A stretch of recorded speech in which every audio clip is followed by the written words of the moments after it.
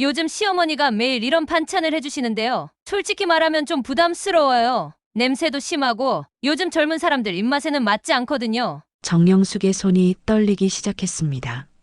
특히 이 도토리묵 같은 건 정말 뭐 이런 걸 먹으라고 주시나 싶어요. 젊은 며느리들은 다 공감할 거예요. 지연의 친구들이 웃음소리를 내며 맞장구를 쳤습니다. 요즘 시대에 누가 그런 거 먹어? 정영숙은 믿을 수 없었습니다.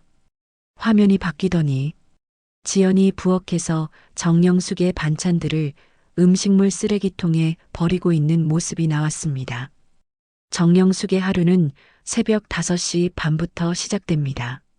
아직 어둠이 가시지 않은 부엌에서 가장 먼저 켜지는 것은 가스레인지 불빛이었습니다. 76년을 살아오면서 이 시간만큼은 누구에게도 양보한 적이 없었습니다. 정영숙에게 주방은 단순히 음식을 만드는 공간이 아니라 하루의 시작을 알리는 성스러운 의식의 장소였습니다. 멸치부터 골라내야지. 정영숙은 혼잣말을 하며 플라스틱 통에서 멸치를 꺼냅니다. 하나하나 머리와 내장을 제거하는 손길이 60년 넘게 반복해온 동작답게 숙련되어 있습니다. 멸치 냄새가 코끝을 간지리지만 불쾌하지 않습니다. 오히려 이 냄새야말로 진짜 음식이 시작되는 신호라고 생각합니다. 물이 끓기 시작하자 정영숙은 손질한 멸치와 다시마를 넣습니다. 국물이 우러나는 동안 된장통을 열어 색깔과 냄새를 확인합니다. 3년 된 된장은 깊은 갈색을 띠며 구수한 향이 진동합니다. 이 된장으로 끓인 미역국과 콩나물국의 맛은 어디서도 흉내낼 수 없다는 자부심이 있습니다. 지연이는 또 안 먹겠지. 정영숙은 며느리 생각을 하며 한숨을 내쉽니다. 윤지연이 이 집에 들어온 지 벌써 15년이 되었지만 여전히 정영숙의 음식을 제대로 먹지 않습니다. 처음에는 입맛이 다르다고 생각했습니다. 젊은 사람들이 짜고 기름진 음식을 싫어할 수도 있다고 이해하려 했습니다. 하지만 시간이 갈수록 지연의 반응은 더욱 차갑게 변했습니다. 어머니, 요즘 배달 음식도 좋은 게 많아요. 이런 반찬은 너무 짜요. 기름기가 많아서 속이 불편해요. 이런 말들이 쌓이면서 정영숙의 마음에도 상처가 깊어졌습니다. 그래도 포기할 수 없었습니다. 정영숙에게 요리는 단순한 생활이 아니라 평생의 자존심이었습니다. 20살부터 반찬 가게를 시작해서 50년 넘게 손님들의 입맛을 사로잡아 왔습니다. 동네 사람들은 정영숙의 김치를 먹기 위해 줄을 섰고 명절 때면 정영숙의 전을 주문하려는 사람들로 가게가 북적였습니다. 상훈이라도 맛있게 먹어주면 좋을 텐데. 정영숙은 아들 이상훈을 떠올립니다. 어릴 때는 엄마가 만든 반찬을 그렇게 좋아했던 아이가 이제는 바쁘다는 핑계로 식탁에 앉는 시간도 줄어들었습니다. 아침은 늘 급하게 나가고 저녁은 회식이나 야근으로 집에 오지 않는 날이 많습니다. 정영숙은 무청을 다듬으며 생각에 잠깁니다. 이 무청김치를 누가 먹을까요? 며느리는 냄새난다고 할 것이고 아들은 바빠서 못 먹겠다고 할 것입니다.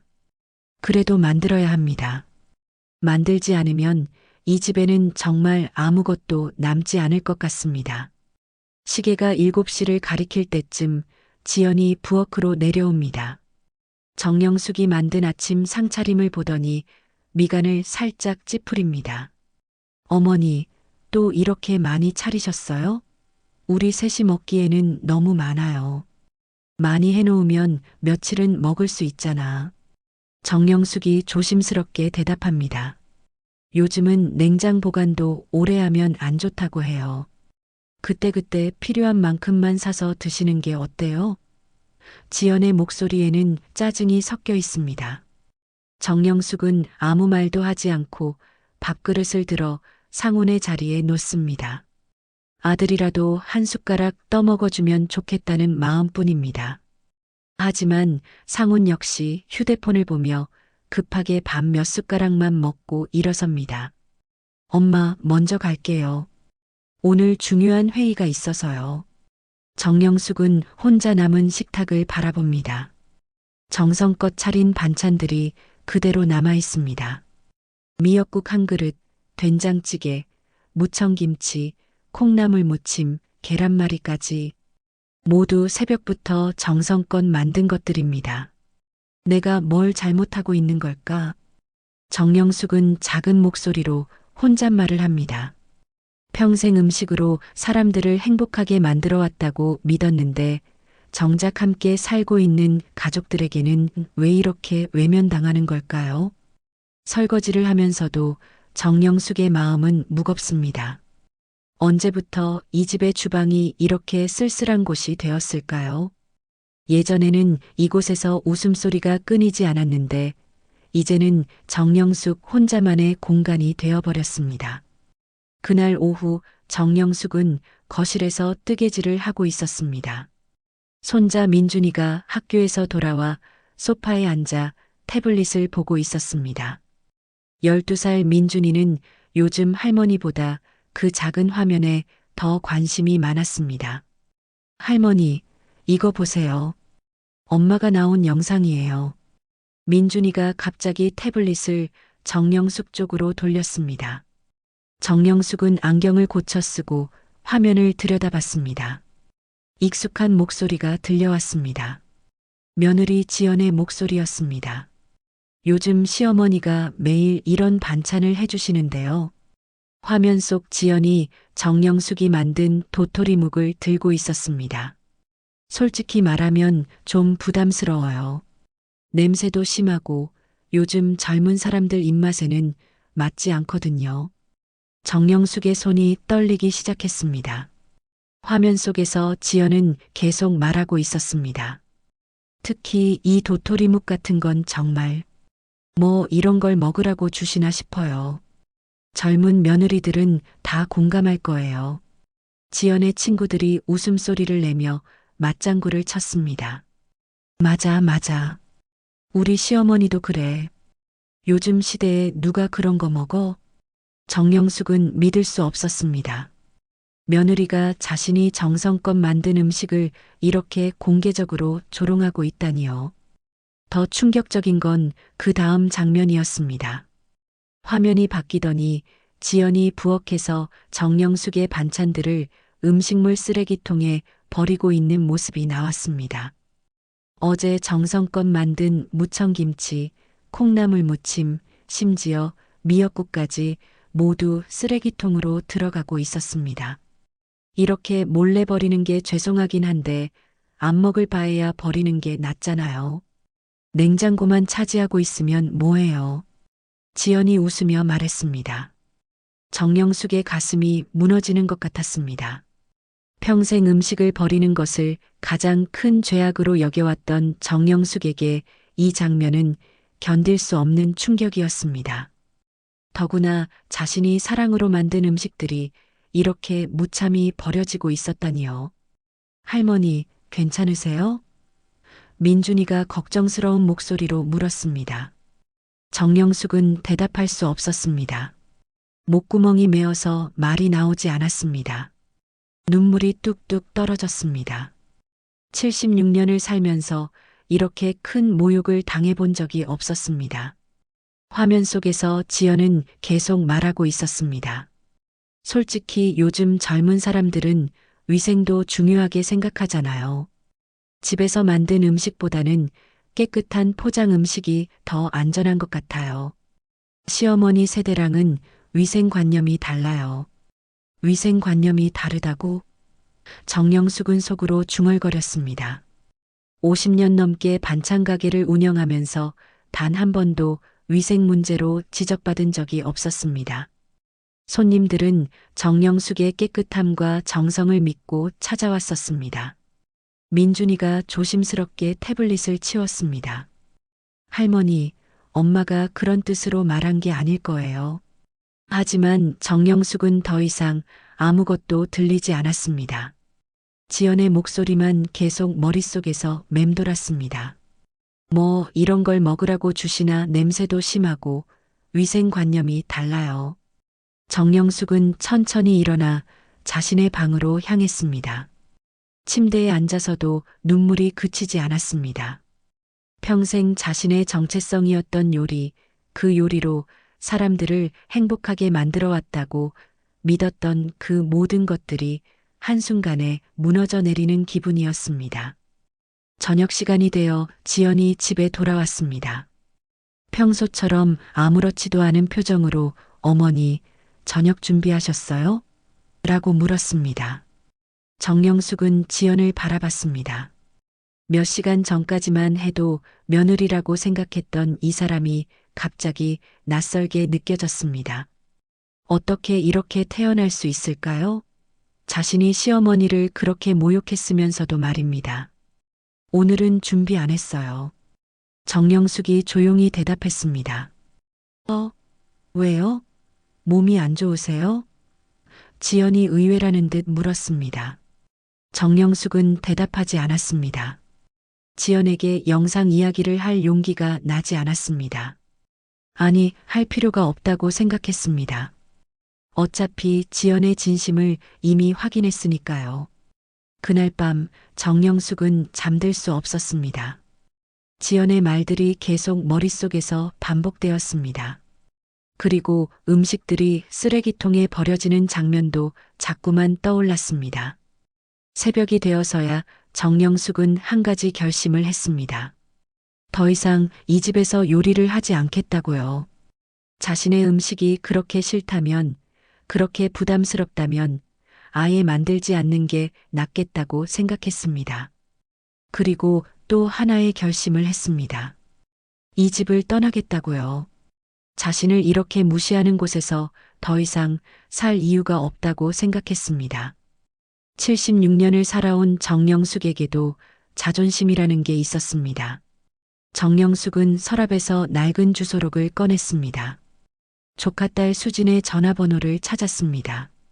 수진이라면 자신을 이해해 줄 것 같았습니다. 수진은 한식 조리사였고 정영숙의 요리 솜씨를 누구보다 존경해 주는 사람이었습니다. 내일 수진이에게 전화해 봐야겠다. 정영숙은 마음속으로 다짐했습니다. 이제 정말 새로운 시작을 해야 할 때가 온 것 같았습니다. 다음 날 새벽 정영숙은 평소와 달리 주방으로 향하지 않았습니다. 침대에 누워 천장을 바라보며 밤새 생각했던 결심을 다시 한번 굳혔습니다. 더 이상 이 집에서 요리를 하지 않겠다고요. 시계가 7시를 가리켰을 때 지연이 부엌으로 내려왔습니다. 평소와 다른 고요함에 당황한 듯 거실로 나와 정영숙의 방문을 두드렸습니다. 어머니, 아침 준비 안 하세요? 정영숙은 천천히 일어나 문을 열었습니다. 오늘부터 안 할 거예요. 네. 왜요? 몸이 아프세요? 지연의 목소리에 당황스러움이 묻어났습니다. 아니에요. 그냥 안 할 거예요. 정영숙의 대답은 짧고 단호했습니다. 지연은 잠시 머뭇거리더니 말했습니다. 아, 그럼 이제 좀 쉬시는 거네요. 사실 어머니께서 매일 그렇게 힘들게 하실 필요 없었는데요. 요즘은 좋은 반찬 배달도 많고 간편식도 맛있거든요. 정영숙은 지연을 바라봤습니다. 어제 영상에서 자신의 음식을 조롱했던 그 사람이 지금은 마치 배려하는 것처럼 말하고 있었습니다. 얼마나 위선적인 말인지 모르고 있는 것 같았습니다. 그래요. 이제 쉬어도 되겠네요. 정영숙이 담담하게 대답했습니다. 상훈이 급하게 내려오며 물었습니다. 엄마, 아침은요? 오늘부터 엄마가 안 해. 너희끼리 알아서 해 먹어. 정영숙의 목소리에는 어떤 감정도 없었습니다. 상훈은 당황한 표정으로 지연을 바라봤습니다. 지연이 서둘러 말했습니다. 괜찮아요. 간단하게 토스트나 시리얼로 해결하면 돼요. 어머니가 좀 쉬시는 게 좋을 것 같아요. 정영숙은 아무 말도 하지 않고 방으로 돌아갔습니다. 두 사람이 부산하게 간단한 아침을 준비하는 소리가 들렸습니다. 예전 같으면 도와주러 나갔을 텐데 이제는 그럴 마음이 전혀 들지 않았습니다. 가족들이 모두 집을 나간 후 정영숙은 휴대폰을 들어 수진에게 전화를 걸었습니다. 수진아, 고모야. 고모님, 어떻게 지내세요? 오랜만에 전화 주시네요. 수진아, 고모가 부탁할 게 있는데 혹시 고모랑 같이 살 수 있을까? 전화 너머로 잠시 침묵이 흘렀습니다. 고모님, 무슨 일 있으세요? 갑자기 왜 그러세요? 정영숙은 어제 있었던 일을 차근차근 설명했습니다. 며느리가 자신의 음식을 조롱한 영상, 몰래 음식을 버리는 장면, 그리고 자신이 얼마나 상처받았는지 솔직하게 털어놓았습니다. 고모님, 정말 그런 일이 있었어요? 너무 심하네요. 수진의 목소리에 분노가 섞여 있었습니다. 수진아, 고모가 더 이상 여기서 살고 싶지 않아. 내 요리를 그렇게 싫어하는 사람들과 같이 살아서 뭐해? 고모님, 언제든지 오세요. 제가 작은 아파트에 혼자 살고 있는데 충분히 같이 살 수 있어요. 그리고 고모님, 제가 예전부터 생각하고 있던 게 있어요. 뭔데? 고모님이랑 작은 반찬 가게를 해보면 어떨까 해요. 고모님 요리 솜씨면 분명히 잘 될 거예요. 요즘 집에서 만든 정성스러운 반찬을 찾는 사람들이 많거든요. 정영숙의 마음에 작은 희망이 싹 텄습니다. 정말 그럴 수 있을까? 물론이에요. 고모님 반찬 맛을 아는 사람은 저뿐만이 아니에요. 동네 사람들도 다 알고 있어요. 그리고 요즘은 소셜 미디어로 홍보도 할 수 있거든요. 전화를 끊은 후 정영숙은 오랜만에 마음이 편해졌습니다. 수진이 자신을 이해해주고 지지해준다는 것만으로도 큰 위로가 되었습니다. 오후에 정영숙은 조용히 짐을 정리하기 시작했습니다. 평생 모아온 요리 도구들, 레시피 노트, 소중한 사진들을 하나씩 박스에 담았습니다. 특히 어머니에게서 물려받은 된장독과 김치 담그는 항아리는 절대 놓고 갈 수 없었습니다. 저녁 시간이 되자 지연이 치킨을 시켜왔습니다. 어머니, 오늘은 치킨으로 간단하게 해요. 편하시죠? 정영숙은 아무 말 없이 치킨을 조금 집어 먹었습니다. 기름지고 짠맛만 나는 치킨이 목구멍으로 넘어가지 않았습니다. 평생 자연스러운 재료로 정성껏 만든 음식만 먹어온 정영숙에게는 너무나 인위적인 맛이었습니다. 어머니, 입맛 없으세요? 상훈이 걱정스럽게 물었습니다. 응, 좀 그렇네. 정영숙이 짧게 대답했습니다. 그럼 내일부터 제가 아침 준비할게요. 지연이 말했습니다. 사실 요즘 간편하고 건강한 음식들이 많아서 괜찮을 것 같아요. 정영숙은 씁쓸하게 웃었습니다. 지연에게는 자신이 50년 넘게 쌓아온 요리 경험이 그저 불편한 것일 뿐이었습니다. 간편함이 정성보다 중요한 시대가 된 것 같았습니다.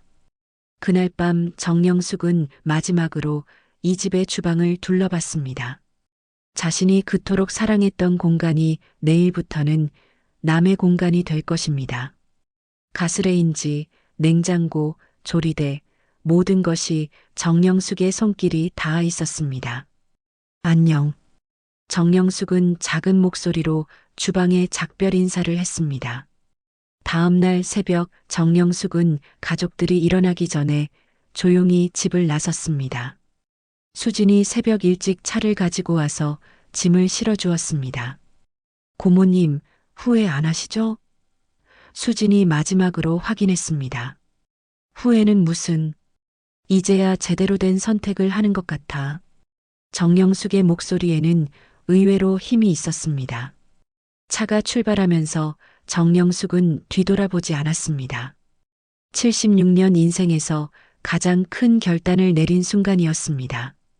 이제 정말 새로운 시작이 기다리고 있었습니다. 수진이 사는 아파트는 시내에서 조금 떨어진 조용한 주택가에 있었습니다. 작지만 깔끔하게 정리된 공간에서 정영숙은 마음의 평화를 되찾을 수 있었습니다. 무엇보다 수진이 자신의 요리를 진심으로 좋아해 준다는 것이 큰 위로가 되었습니다. 고모님, 정말 오랜만에 고모님이 직접 끓여주신 미역국 먹네요. 수진이 숟가락을 들며 환하게 웃었습니다. 역시 고모님 손맛은 따라올 수가 없어요. 정영숙은 수진의 말에 가슴이 따뜻해졌습니다. 며느리에게서는 들을 수 없었던 말들이었습니다. 수진아, 고마워. 내가 맛있게 먹어주니까 만드는 보람이 있네. 일주일 정도 지나자 수진이 본격적으로 반찬 가게 이야기를 꺼냈습니다. 고모님, 제가 알아본 곳이 있어요. 시장 근처에 작은 점포인데 월세도 그렇게 비싸지 않고 접근성도 좋아요. 정말 내가 할 수 있을까? 정영숙은 여전히 확신이 서지 않았습니다. 고모님, 저 어릴 때부터 고모님 반찬 먹고 자랐잖아요. 고모님이 만든 김치, 장아찌, 나물 무침들 정말 최고예요. 요즘 사람들이 바로 그런 집 반찬을 찾고 있거든요. 수진의 격려에 힘을 얻어 정영숙은 그 점포를 보러 갔습니다. 10평 남짓한 작은 공간이었지만 깨끗하고 아늑했습니다. 앞쪽은 진열장과 계산대를 놓고 뒤쪽에서는 조리를 할 수 있게 구성되어 있었습니다. 여기서 새 시작을 해보자. 정영숙은 마음을 굳혔습니다. 가게 준비에는 한 달이 걸렸습니다. 정영숙은 새벽마다 시장에 나가 가장 좋은 재료들을 골라왔습니다. 배추는 속이 노랗고 단단한 것, 무는 매끄럽고 윤기 나는 것, 고춧가루는 색깔이 선명하고 매운맛이 적당한 것만 골랐습니다. 수지는 가게 홍보를 위해 블로그를 만들고 소셜미디어 계정을 개설했습니다. 고모님, 요즘은 이런 식으로 홍보를 해야 사람들이 알아요. 할매손 반찬이라는 간판을 단 첫날, 가게는 텅 비어 있었습니다. 정영숙은 조금 서운했지만 포기하지 않았습니다. 계속해서 정성껏 반찬을 만들어 진열했습니다. 사흘째 되던 날 첫 손님이 들어왔습니다. 50대 남성이었는데 김치 한 통을 사갔습니다. 어머니, 김치가 정말 맛있네요. 어릴 때 우리 엄마가 담그던 그 맛이에요. 그 말에 정영숙은 눈물이 날 뻔했습니다. 누군가 자신의 음식을 진심으로 인정해 주는 것이 얼마나 소중한지 새삼 깨달았습니다. 수진이 만든 블로그에 가게 소개와 함께 정영숙의 이야기를 올렸습니다. 76세의 나이에 새로운 도전을 시작한 정영숙 할머니의 손맛을 느껴보세요. 50년 넘게 쌓아온 요리 경험이 만들어내는 진짜 집 반찬의 맛입니다. 블로그 글이 입소문을 타기 시작했습니다. 젊은 직장인들이 할머니표 집 반찬을 찾아 가게를 찾아왔습니다. 요즘 이런 정성스러운 반찬 찾기 힘든데 정말 감사해요. 어릴 때 할머니 생각이 나요. 손님들의 반응이 좋아지자 정영숙의 표정도 밝아졌습니다. 매일 새벽부터 일어나 반찬을 준비하는 것이 전혀 힘들지 않았습니다. 오히려 누군가 자신의 음식을 기다리고 있다는 생각에 더욱 정성을 들였습니다. 한 달 후 지역 방송국에서 연락이 왔습니다. 시니어 창업 성공 사례로 소개하고 싶다는 것이었습니다. 수진이 신나서 말했습니다. 고모님, 텔레비전에 나오시는 거예요. 촬영 당일 정영숙은 평소처럼 정성껏 반찬을 만들었습니다. 기자가 인터뷰를 했습니다. 어떤 계기로 이 나이에 창업을 하게 되셨나요? 정영숙은 잠시 망설이다가 솔직하게 대답했습니다. 제가 평생 해온 요리를 가족들이 좋아하지 않더라고요. 그래서 정말 제 음식을 좋아해주는 분들을 위해 가게를 열었습니다. 가장 자신 있는 메뉴는 무엇인가요? 저는 모든 반찬에 자신이 있어요. 하지만 특히 김치는 30년 넘게 같은 방법으로 담가왔거든요. 인공 조미료는 절대 쓰지 않고 자연 그대로의 맛을 살리려고 노력합니다. 방송이 나간 다음 날 가게 앞에 줄이 생겼습니다. 멀리서부터 찾아오는 손님들도 있었습니다. 텔레비전에서 봤는데 정말 맛있다고 하던데요. 할머니 김치 좀 주세요. 정영숙은 바쁘게 손님들을 맞았습니다. 손님 한 명 한 명에게 정성껏 포장해드리고 보관 방법까지 자세히 설명해드렸습니다. 할머니, 이 나물무침 어떻게 만드세요? 도라지는 하루 전에 미리 우려내고 양념은 참기름과 깨소금을 넉넉히 넣어야 고소해요.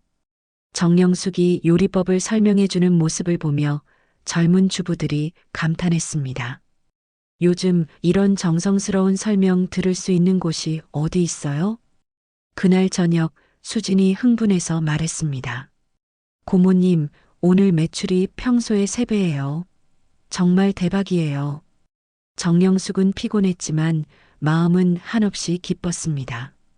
자신의 요리를 인정받는다는 것이 이렇게 행복한 일인지 새삼 깨달았습니다. 그런데 바로 그때 멀리서 가게를 바라보고 있는 익숙한 실루엣이 보였습니다. 며느리 지연이었습니다. 지연은 가게 앞줄을 서 있는 사람들을 보며 놀란 표정을 짓고 있었습니다.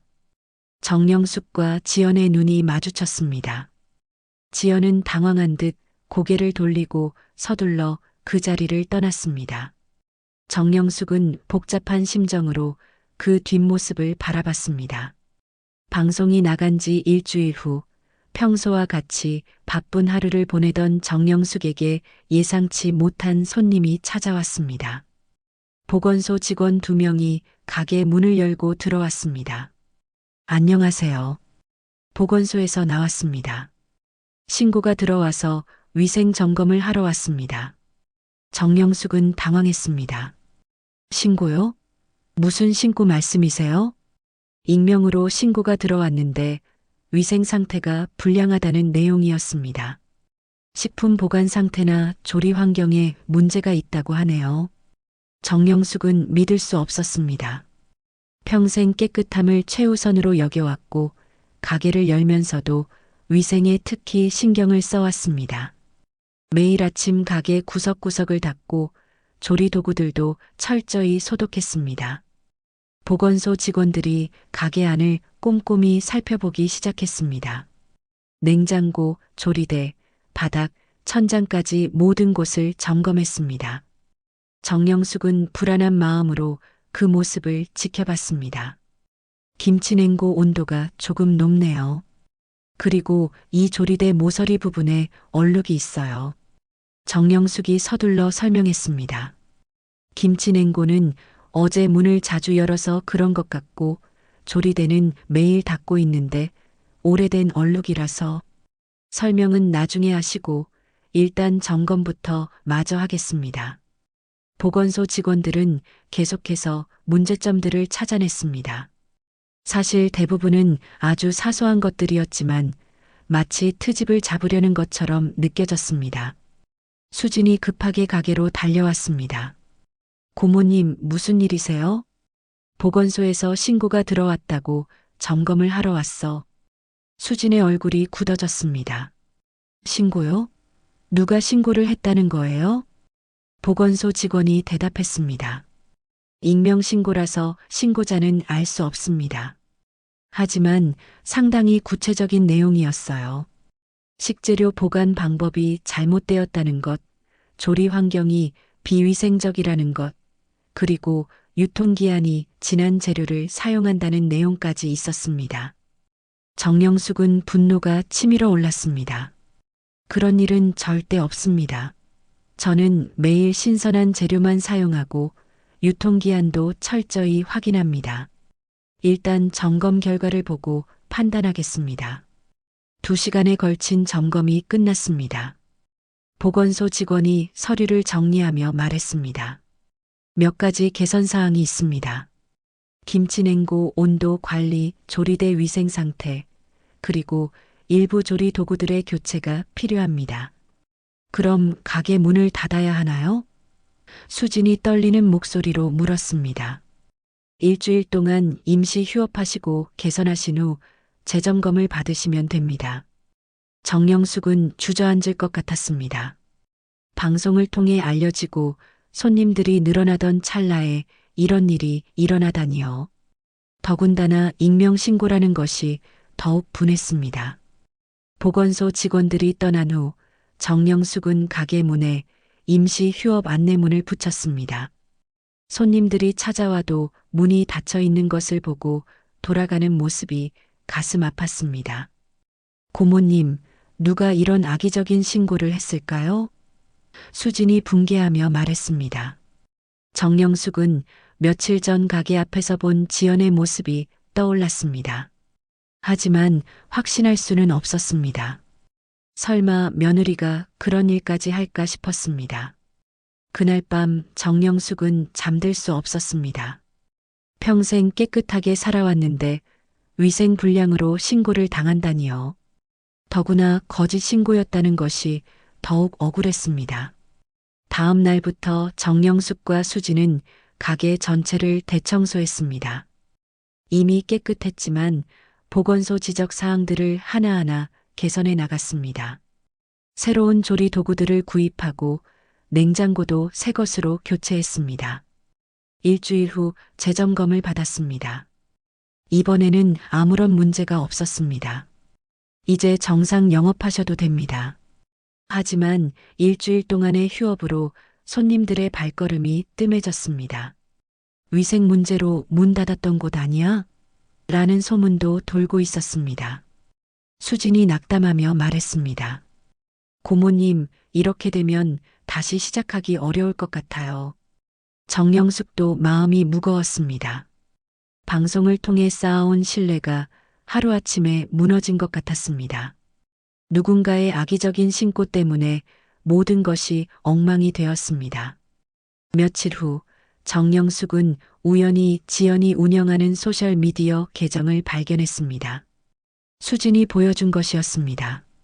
고모님, 이거 보세요. 며느리분이 올린 글인데 화면에는 지연이 쓴 글이 있었습니다. 요즘 개인이 운영하는 작은 음식점들 위생 관리가 정말 걱정돼요. 특히 나이 많은 분들이 하시는 곳은 더욱 조심해야 할 것 같아요. 건강이 최우선이잖아요. 글 아래 댓글들도 있었습니다. 맞아요. 요즘 그런 곳들 정말 위험해요. 나이 드신 분들은 위생관념이 달라서 신고라도 해야 하는 거 아닌가요? 정영숙은 손이 떨렸습니다. 지연이 직접적으로 자신을 지목하지는 않았지만 시기적으로나 내용으로나 자신을 겨냥한 그림이 분명했습니다. 그리고 이 글이 신고의 배경이 되었을 가능성이 높았습니다. 수진아, 이제 정말 끝인 것 같아. 정영숙이 힘없이 말했습니다. 고모님, 포기하시면 안 돼요. 고모님이 잘못한 게 아니잖아요. 하지만 정영숙의 마음은 이미 꺾여 있었습니다. 가족에게서 받은 상처도 모자라서 이제는 사업까지 망치게 되었습니다. 76년을 살면서 이렇게 무력감을 느껴본 적이 없었습니다. 그날 저녁 정영숙은 조용히 가게 문을 닫았습니다. 며칠 전만 해도 희망으로 가득했던 공간이 이제는 절망으로 변해 있었습니다. 가게 문을 닫은 지 사흘이 지났지만 정영숙은 침대에서 일어날 기력조차 없었습니다. 평생 새벽마다 일어나던 습관도 무너져 버렸습니다. 수진이 아침을 차려주어도 몇 숟가락 떠먹지 못했습니다. 고모님, 이러시면 안 돼요. 몸부터 챙기셔야죠. 수진이 걱정스러운 목소리로 말했습니다. 정영숙은 대답하지 않았습니다. 말할 기운도 없었고 무엇보다 다시 시작할 의지가 생기지 않았습니다. 평생 자신의 정체성이었던 요리가 이렇게 무참히 짓밟히는 것을 보고 나니 모든 것이 무의미하게 느껴졌습니다. 그날 오후 수진이 편지 한 통을 들고 정영숙의 방에 들어왔습니다. 고모님, 제가 편지를 써봤어요. 꼭 읽어보세요. 정영숙은 귀찮다는 듯 고개를 돌렸습니다. 수진아, 미안해. 지금은 아무것도 하고 싶지 않아. 고모님, 제발 한 번만 읽어보세요. 고모님께 꼭 전하고 싶은 이야기가 있어요. 수진의 간절한 목소리에 정영숙은 마지못해 편지를 받아들었습니다. 정성스럽게 쓴 손글씨가 눈에 들어왔습니다. 사랑하는 고모님께, 고모님이 지금 얼마나 힘드실지 저도 잘 알고 있어요. 하지만 고모님께서 포기하시면 안 된다고 생각해서 이 편지를 써요. 제가 20살 때 일을 기억하세요? 대학교에서 혼자 자취하면서 매일 라면과 김밥으로 끼니를 때우던 시절이요. 그때 제가 얼마나 외롭고 힘들었는지 아세요? 어느 날 몸살이 나서 며칠을 누워 있을 때 고모님이 갑자기 찾아오셨죠. 그리고 제 작은 원룸에서 들깨미역국을 끓여주셨어요. 그때 그 국물 한 스푼을 떠먹는 순간 정말 눈물이 왈칵 쏟아졌거든요. 단순히 맛있어서가 아니었어요.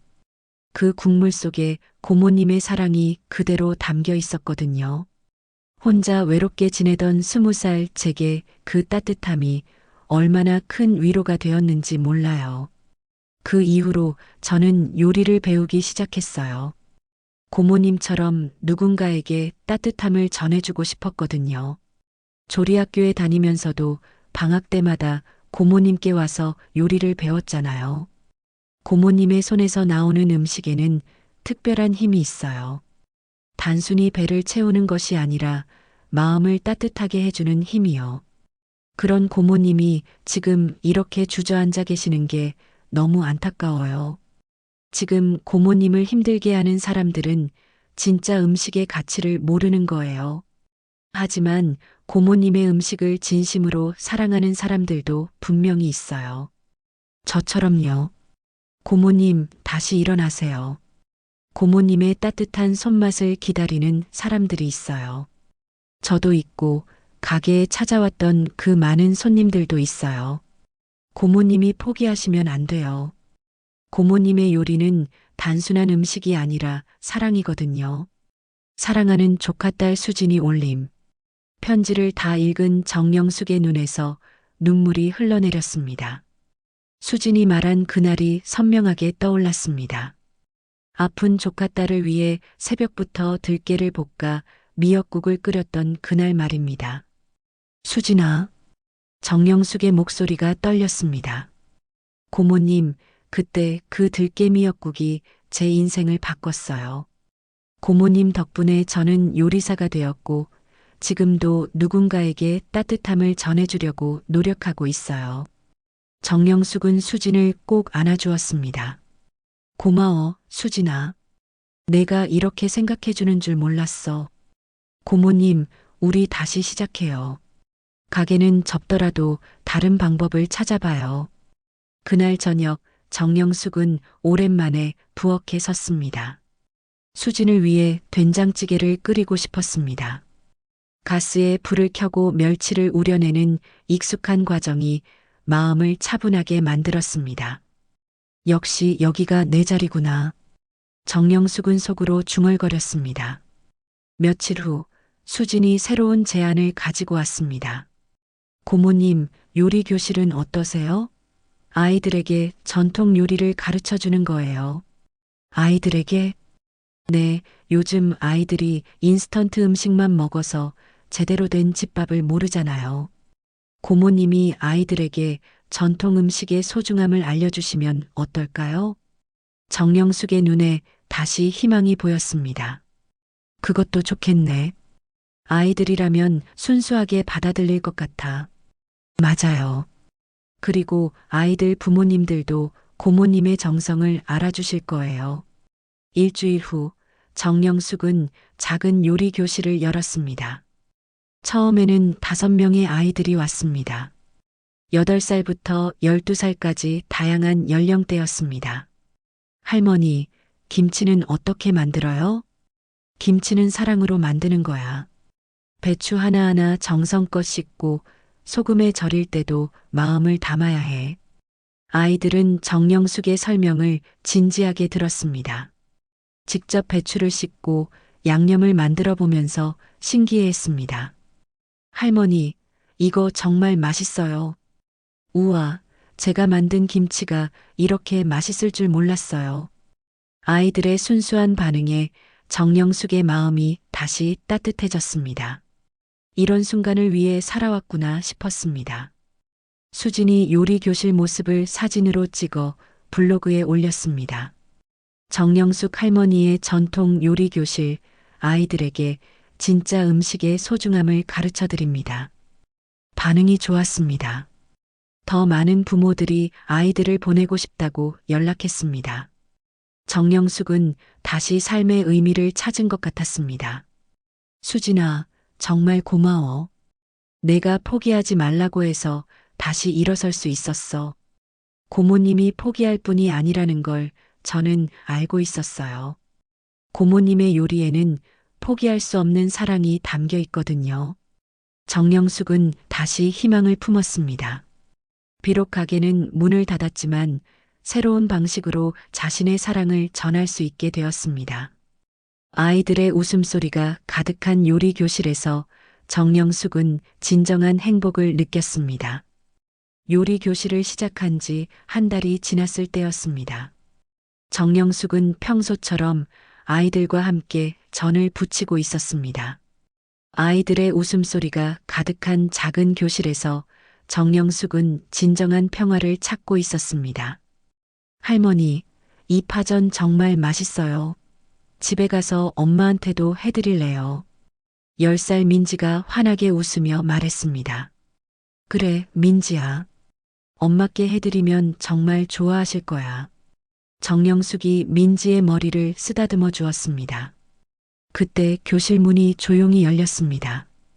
정영숙이 고개를 돌리는 순간 깜짝 놀랐습니다. 며느리 지연이 문 앞에 서 있었습니다. 수줍은 표정으로 망설이며 들어오지 못하고 있었습니다. 아이들이 먼저 알아챘습니다. 할머니, 누가 왔어요? 정영숙은 잠시 말문이 막혔습니다.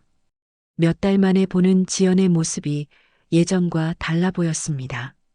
화려했던 옷차림 대신 수수한 옷을 입고 있었고 표정도 한결 겸손해 보였습니다. 죄송합니다. 방해가 되나요? 지연이 조심스럽게 물었습니다. 정영숙은 복잡한 심정이었습니다. 분노도 있었지만 동시에 지연이 이곳까지 찾아온 이유가 궁금했습니다. 아이들이 수업 중이니까 잠시 기다리세요. 지연은 구석 의자에 조용히 앉아 정영숙이 아이들을 가르치는 모습을 지켜봤습니다. 정영숙이 아이들에게 요리를 설명해주는 모습, 실수한 아이를 다독여주는 모습, 모든 것이 지연에게는 새롭게 보였습니다. 할머니, 이렇게 하는 거 맞나요? 한 아이가 서툴게 반죽을 만지며 물었습니다. 그래, 잘하고 있어. 조금씩 천천히 하면 돼. 급하게 하면 맛이 없어져. 정영숙의 목소리는 인내심과 사랑으로 가득했습니다. 지연은 그 모습을 보며 가슴이 먹먹해졌습니다. 시어머니가 자신에게도 이런 마음으로 요리를 해주었을 텐데 자신은 그것을 전혀 알아주지 못했습니다. 수업이 끝나고 아이들이 모두 돌아간 후 교실에는 정영숙과 지연만 남았습니다. 어색한 침묵이 흘렀습니다. 어머니, 지연이 먼저 입을 열었습니다. 죄송해요. 정영숙은 아무 말도 하지 않았습니다. 지연의 진심이 어디까지인지 확신할 수 없었습니다. 어머니, 저 정말 잘못했어요. 그 영상도 보건소 신고도 모든 게 제 잘못이에요. 지연의 목소리가 떨렸습니다. 정영숙이 놀라며 지연을 바라봤습니다. 신고도 내가 한 거였어? 직접 하지는 않았지만 제가 소셜미디어에 올린 글 때문에 그런 일이 일어났어요. 정말 죄송해요. 지연의 눈에서 눈물이 흘러내렸습니다. 제 엄마가 어머니 방송을 보고 저를 혼냈어요. 어떻게 그런 시어머니를 둔 게 복인 줄 모르냐고 제가 얼마나 철없는 며느리인지 깨닫게 해주셨어요. 정영숙은 여전히 말이 없었습니다. 그래서 어머니가 하시는 일을 직접 보고 싶어서 왔어요. 그런데 여기서 어머니를 보니까 정말 제가 바보였구나 싶어요. 지연이 계속 말했습니다. 아이들을 가르치시는 모습을 보니까 어머니가 얼마나 음식을 사랑하시는지 알겠어요. 그리고 그 사랑으로 저희에게도 요리를 해주셨는데 저는 그걸 몰라봤어요. 정영숙의 마음이 조금씩 흔들렸습니다. 하지만 여전히 상처는 깊었습니다. 지연 씨, 이제 와서 그런 말을 해도 소용없어요. 이미 다 끝난 일이에요. 정영숙이 차가운 목소리로 말했습니다. 어머니, 기회를 한 번만 주세요. 정말 어머니 요리를 제대로 먹어보고 싶어요. 그때 수진이 들어왔습니다. 지연을 보고 깜짝 놀랐지만 상황을 파악하고는 조용히 지켜봤습니다. 어머니, 제가 지금까지 얼마나 편견을 가지고 있었는지 몰라요.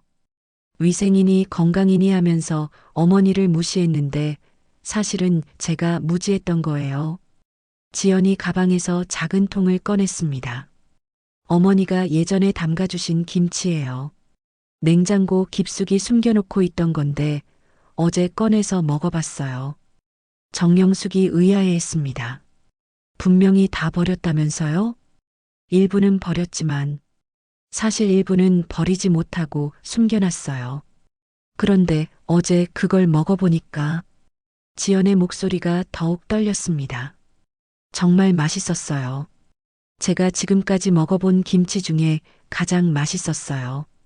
그제서야 깨달았어요. 어머니가 얼마나 정성껏 만드셨는지를요. 정영숙은 복잡한 마음으로 지연을 바라봤습니다. 진심인 것 같기도 하고 아닌 것 같기도 했습니다. 어머니, 저 정말 반성하고 있어요. 그리고 어머니께 제대로 사과하고 싶어요. 이제라도 어머니 요리를 배우고 싶어요. 수진이 조용히 말했습니다. 고모님, 한번 기회를 주시는 게 어떨까요? 정영숙은 한참을 생각했습니다. 그동안 받은 상처가 하루아침에 사라질 수는 없었습니다. 하지만 지연의 눈물이 진짜 같았고 무엇보다 이곳까지 찾아온 용기가 있었습니다. 지연 씨, 진짜 반성하는 거예요? 정영숙이 조심스럽게 물었습니다. 네, 진심이에요. 어머니께 정말 잘못했어요. 정영숙은 잠시 망설이다가 말했습니다.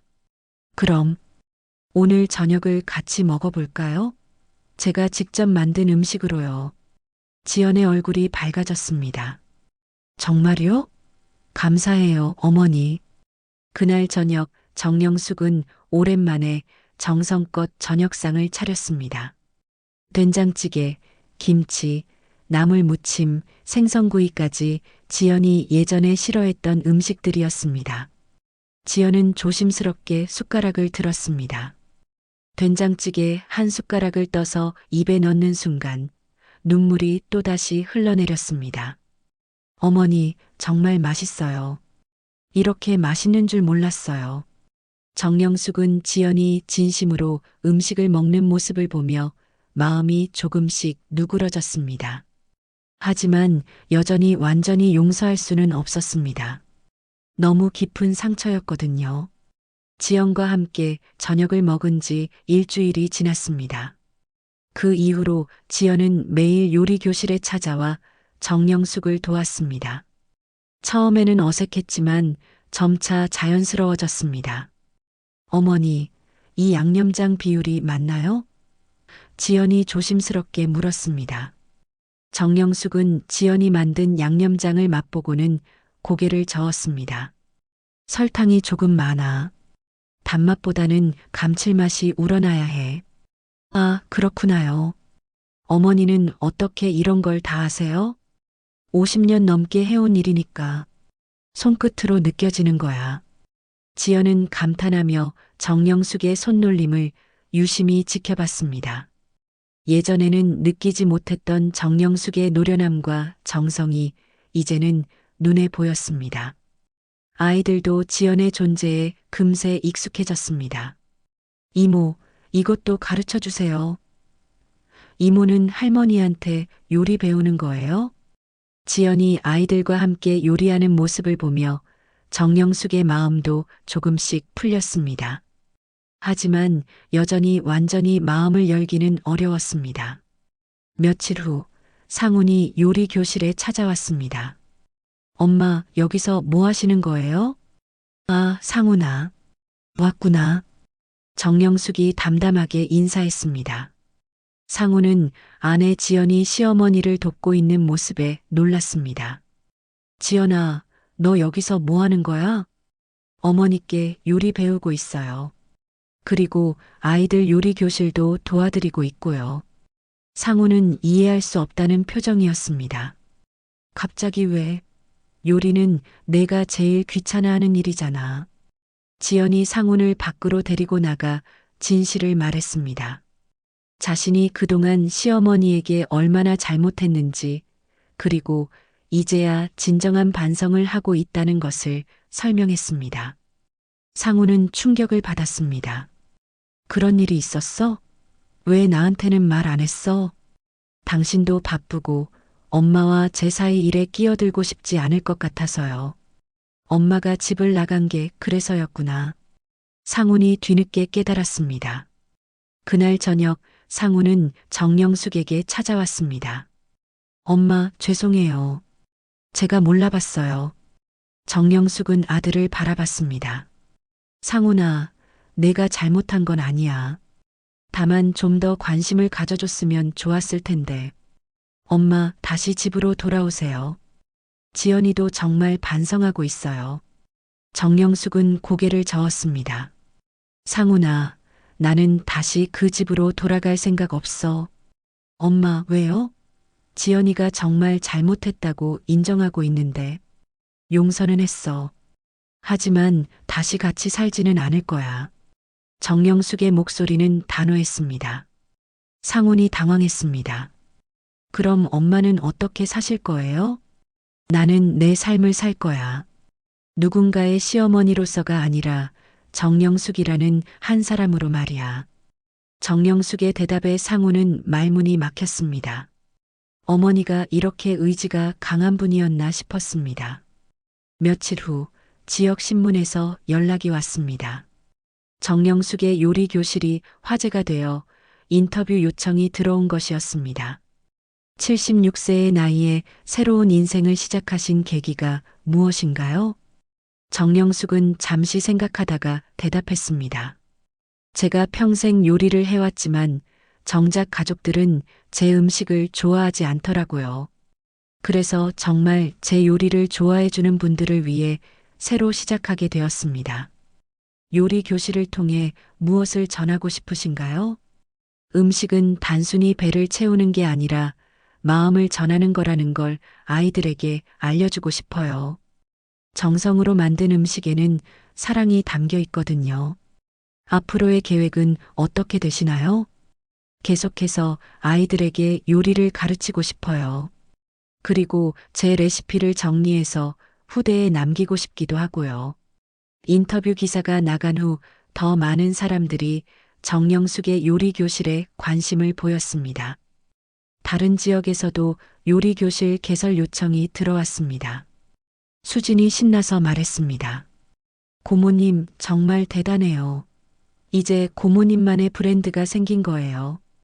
정영숙은 웃으며 대답했습니다. 브랜드는 무슨, 그냥 내가 좋아하는 일을 하는 거지. 그날 저녁 정영숙은 혼자 앉아 지난 시간들을 돌아봤습니다. 며느리에게 받은 상처, 가게 문을 닫아야 했던 절망, 그리고 지금의 새로운 시작까지 모든 것이 의미 있는 과정이었다는 생각이 들었습니다. 지연이 마지막으로 찾아왔습니다. 어머니, 정말 다시 집으로 안 오실 거예요? 지연 씨, 나는 이제 내 이름으로 살고 싶어요. 누군가의 시어머니가 아니라 정영숙이라는 사람으로요. 하지만 어머니, 지연 씨도 이제 어머니 눈치 보지 말고 자유롭게 사세요. 우리는 이렇게 가끔 만나는 게 서로에게 좋을 것 같아요. 지연은 아쉬워했지만 정영숙의 뜻을 존중했습니다. 어머니, 그래도 가끔은 찾아뵐게요. 그리고 요리도 계속 배우고 싶어요. 그러세요. 언제든 환영이에요. 몇 달 후 정영숙의 요리 교실은 지역의 명소가 되었습니다. 전국에서 사람들이 찾아와 정영숙의 요리를 배우고 갔습니다. 정영숙은 더 이상 누군가에게 인정받기 위해 요리하지 않았습니다. 순수하게 요리 자체를 사랑하고 그 사랑을 나누고 싶어서 요리했습니다. 어느 날 아침 정영숙은 신문을 펼쳐보다가 작은 기사를 발견했습니다. 인생 2막, 손맛으로 꽃 피우다라는 제목의 기사였습니다. 자신의 이야기였습니다. 76세의 나이에 새로운 도전을 시작한 정영숙 씨는 이제 자신만의 길을 걷고 있다. 그녀는 더 이상 누군가의 그림자가 아닌 온전한 자신의 이름으로 살아가고 있다. 정영숙은 만족스러운 미소를 지었습니다. 인생의 마지막 장에서 자신만의 이야기를 써나가고 있다는 것이 행복했습니다. 요리 교실에서 아이들의 웃음소리가 들려왔습니다. 오늘도 새로운 하루가 시작되었습니다.